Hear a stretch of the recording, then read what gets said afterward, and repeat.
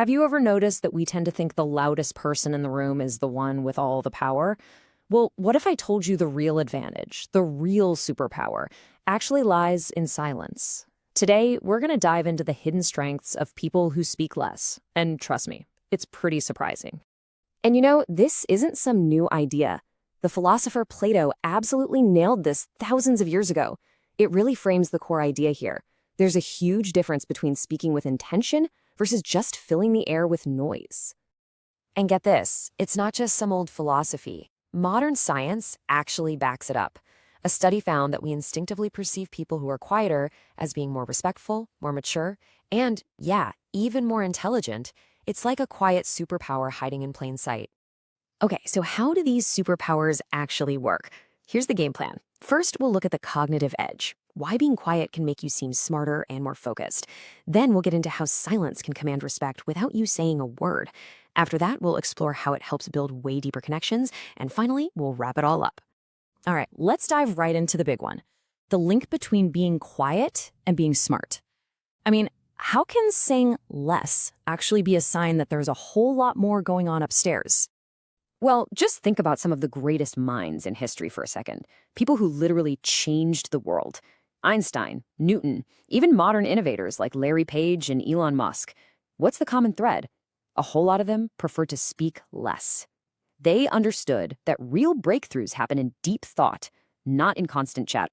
The Dalai Lama put it so perfectly. It's simple math, right? When you're talking, you're just repeating stuff that's already in your brain. But when you're listening, that's when you're downloading new information, new perspectives. That's how you actually learn something. And this really gets to the core of it all.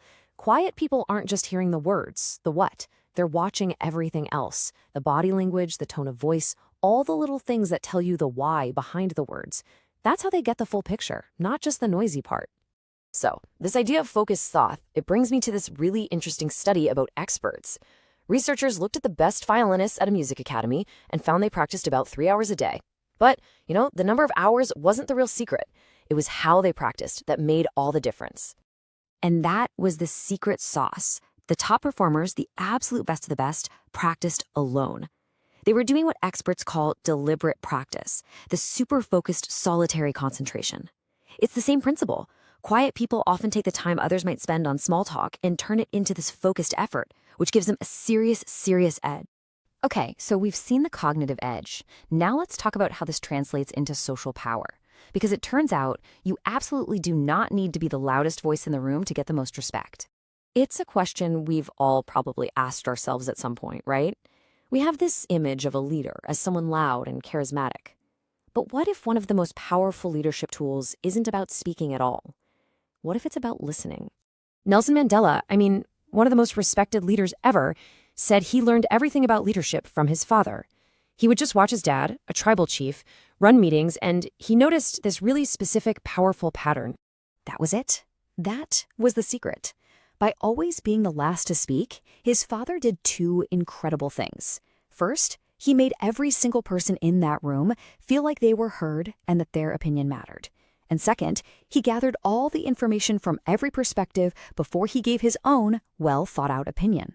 That is how you earn real, lasting respect. So you see, it creates this incredible feedback loop, right? You listen first, which makes other people feel valued. That makes them way more likely to listen when you finally talk. And when you do speak, your words have so much more impact because you're informed. And boom, that earns you even more respect. It just builds on itself. This is so important.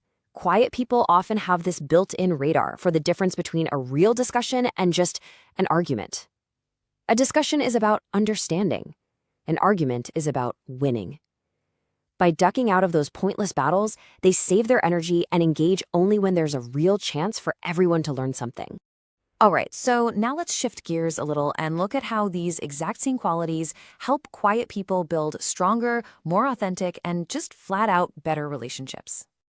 We often get this wrong, don't we? We think friendly means super talkative and bubbly, but real friendliness, a true connection, isn't about how many words you say. It's about being present. It's about making someone feel seen and heard and understood.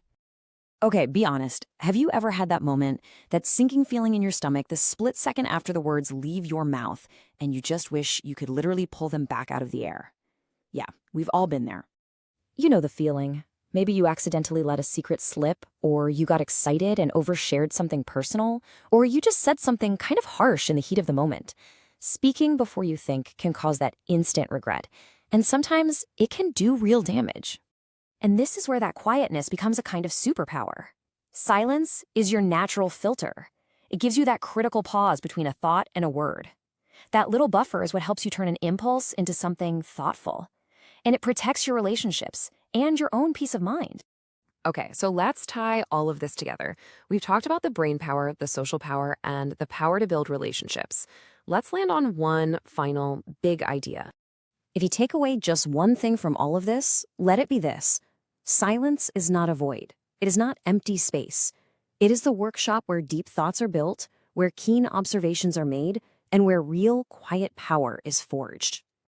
So I'll leave you with this to think about. It doesn't matter if you're naturally quiet or more of a talker. How can you start using silence as a tool?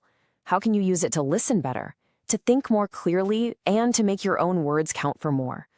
What power is waiting for you in your own silence?